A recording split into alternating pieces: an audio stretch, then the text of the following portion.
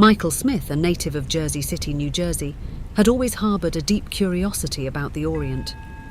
So, upon starting college in New York, he eagerly applied for an exchange student program, ultimately embarking on his academic journey at a university nestled in the heart of Taichung, Taiwan. When Michael first set foot in Taiwan, his pockets were far from deep due to the burdensome tuition fees. With only the earnings from his New York part-time job during breaks, Michael barely scraped together enough to kickstart his new life in Taiwan. Initially, he sought accommodation in the university dormitories, only to find all spots taken.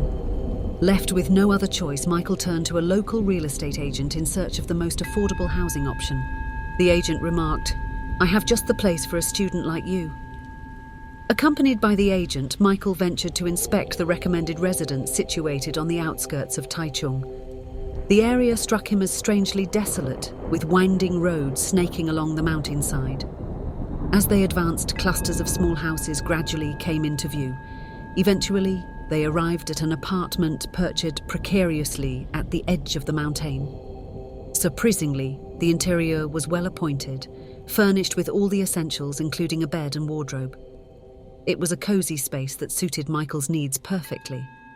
Moreover, the monthly rent was within his budget, prompting Michael to promptly sign the lease. However, on the journey back home, Michael was taken aback to discover that the small houses lining the roadside were, in fact, graves. Upon closer inspection, he realized that what appeared to be houses were, in reality, grave sites, numbering in the thousands. And the house he had just contracted stood at the very edge of this sprawling graveyard. Despite the unsettling surroundings, Michael felt compelled to secure the house swiftly given his circumstances. While he couldn't shake off his unease, the affordability and condition of the room outweighed his concerns. Pressing on, Michael set about cleaning and organizing his new abode. Late into the night, after completing his chores, Michael settled at his desk, relieved to have dealt with pressing matters. As he envisioned his life in Taichung, he hummed a tune while methodically exploring the drawers of his desk. Upon opening the third drawer, he stumbled upon a red envelope nestled inside. Curiosity piqued, he retrieved the envelope, which bore the inscription, "Red Envelope." In Taiwan, where it was customary to exchange lucky money or allowances in red envelopes, such a sight was not uncommon. Upon opening it, Michael found money inside. Concerned that the previous tenant might return for it, he casually returned the envelope to its original position and shut the drawer. Without dwelling on it further, Michael resumed tidying up his room. Before he knew it, night had fallen, prompting him to prepare for bed. After switching off the lights and settling down, the room plunged into darkness, illuminated only by the soft glow of moonlight streaming through the window onto his desk. Just as Michael began to drift off to sleep, he was jolted awake by the sound of frantic scribbling, akin to someone writing hastily with a pencil. "What's that sound?" Michael exclaimed, his eyes snapping open. Yet the room remained shrouded in darkness, with nothing but an eerie silence enveloping him. Straining his ears, Michael traced the source of the sound back to his desk, where he had been sitting earlier. Turning his head in that direction, dimly illuminated by moonlight, he beheld a woman with long hair clad in a white dress, furiously scribbling away. Ah! Michael shrieked, fumbling for the bedside lamp and flicking it on. As the room flooded with light, the figure vanished into thin air. Michael couldn't fathom whether what he had witnessed before turning on the light was real. Was it merely a hallucination? Or perhaps the result of overexertion? Despite his confusion and unease, Michael attributed it to fatigue and stress from the day's events, eventually succumbing to sleep. One day, upon returning home from university late in the evening, Michael stumbled upon the washing machine whirring away in the laundry room. Upon entering, he discovered the machine running empty, sending a shiver down his spine. From that moment on, Michael couldn't shake the feeling that someone else inhabited his home. As this ominous sensation persisted, Michael grew increasingly fearful of entering his own abode. Then, one fateful day, after wrapping up classes, he and his friends decided to dine out in downtown Taichung, each on their own motorbike. Michael too embarked on the journey towards downtown. During the ride, Michael couldn't shake off the eerie presence looming in the back seat. Despite his attempts to dismiss it, he suddenly felt the brush of long hair against his neck and back. Startled, he glanced into the rearview mirror and looked back, only to find nothing there. The chilling sensation persisted until they reached the restaurant. Until then, Michael had cast numerous glances over his shoulder, but to no avail. Finally, upon arriving at the restaurant and parking, one of his friends uttered something spine-chilling. "Wasn't there a girl sitting behind you?" the friend continued. "She was wearing a white dress with long hair cascading down, leaning against your back." Realization dawned on Michael.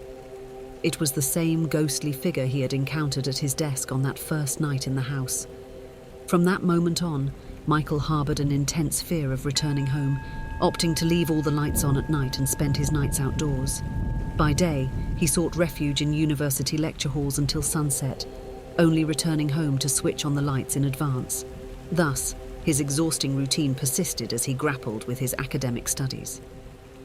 As the first semester drew to a close, Michael, exhausted and drained, collapsed onto his bed one summer day, succumbing to sleep. In his slumber, he heard the frantic scribbling of a pen in a notebook, startling him awake. Upon regaining consciousness, he found himself face to face with a woman donning long black hair and white attire, seated at his desk. As their eyes met, the woman abruptly ceased her writing, plunging the room into silence. Slowly, she turned her gaze towards Mikhail. Terrified, Mikhail clung to the Bible and the statue of Mary adorning his bedside table, bowing his head in fervent prayer. "Please, Virgin Mary, help me, Virgin Mary, Virgin Mary." Despite his earnest pleas, silence greeted him. Raising his head, Michael scanned the room, confirming its emptiness. At that moment, the ghostly figure with long hair darted out from beneath his bedside, muttering incomprehensibly. She whispered repeatedly, before Michael succumbed to unconsciousness. Upon awakening to the morning sunlight, Michael fled the house in haste, leaving everything behind. Recounting the harrowing events of the previous night to his Taiwanese friend, Michael received an unsettling revelation. The ghost's cryptic words held a chilling meaning. "Why are you looking for her?" they echoed, haunting him to his core. Resolving to seek refuge elsewhere, Michael sought solace at his friend's house, determined to find a new place to call home. As Michael wrapped up his first semester of university at his friend's residence, he stumbled upon a pamphlet for foreign exchange students one day. Among its contents, a particular phrase caught his eye. "Never pick up or open a red envelope," it warned. Intrigued, Michael sought clarification from his Taiwanese friend, who revealed the ominous significance behind such envelopes. Shocked, Michael rushed home, driven by an inexplicable urgency. Retrieving the contents of the red envelope from his desk drawer, he was met with a horrifying discovery. Alongside money lay a piece of paper inscribed with a name and date of birth, accompanied by fingernails and hair. Confronting the real estate agent, Michael learned the grim truth behind the red envelope's origin. The female student who had once occupied his room had tragically met her demise in an accident the previous year. In a desperate attempt to reunite with their departed daughter, her grieving parents had hidden the red envelope in the drawer, unwittingly ensnaring Michael in a sinister ritual. With the realization dawning upon him, Michael made the decision to cut short his academic pursuits, bidding farewell to Taichung and returning to New York to resume his studies.